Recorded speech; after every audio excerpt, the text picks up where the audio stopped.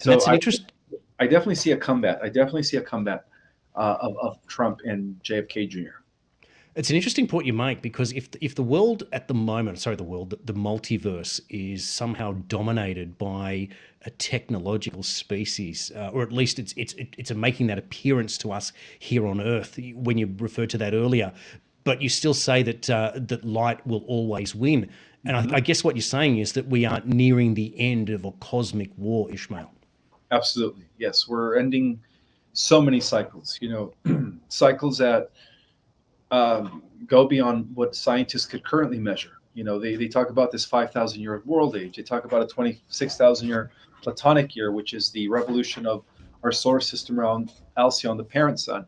But there's also a greater cycle, which includes the revolution of Alcyon, our solar system, along with Sirius B, which is the arm of the galaxy we belong to, going around the galactic core in a period of 226 million years. So basically, what's happening here is going to affect the ascension of the galaxy. So it's not just about the Earth being restored; it's about the restoration of an entire universe, from what I come to understand.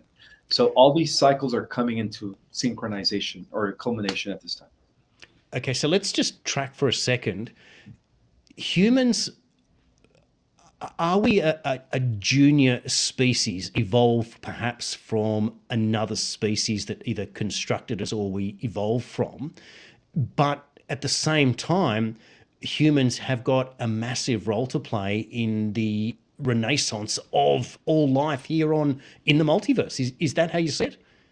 Yeah, yes, because we're the thing about us here on the Earth is that we're like a intergalactic zoo of genetics. Mm. We our genetics are very diverse, and so a lot is expected from us. Especially as we activate some of the dormant DNA, we're going to have some abilities that other alien races wish they had, where they have to depend on external technology to do some of the things that we're going to do through our inner technology, through the dormant DNA that comes back online.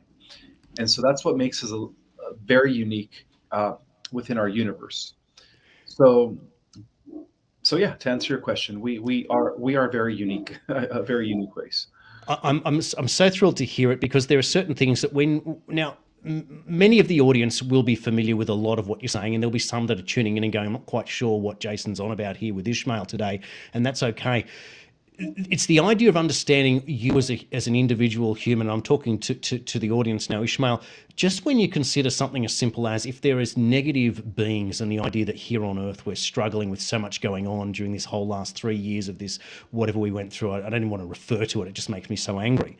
But when you think of the positives of humanity, just the idea of the creation of music, just the idea of the ability to love, those two things just there as mutually exclusive ideas would be two of the characteristics that would perhaps separate us from other evolved species in the universe. And in particular, I'm thinking of the aliens that perhaps Dave Grush may have referred to in his recent testimony in Congress. A grey alien doesn't have the ability to procreate, doesn't have the ability to love, and doesn't have the ability to perhaps create music, doesn't even speak, just communicates telepathically. Is that a comparison that's worthy to show how humans, while we might consider ourselves lower down in the overall scheme of things, but we have this innate ability, so much more, and we've still got so much more potential?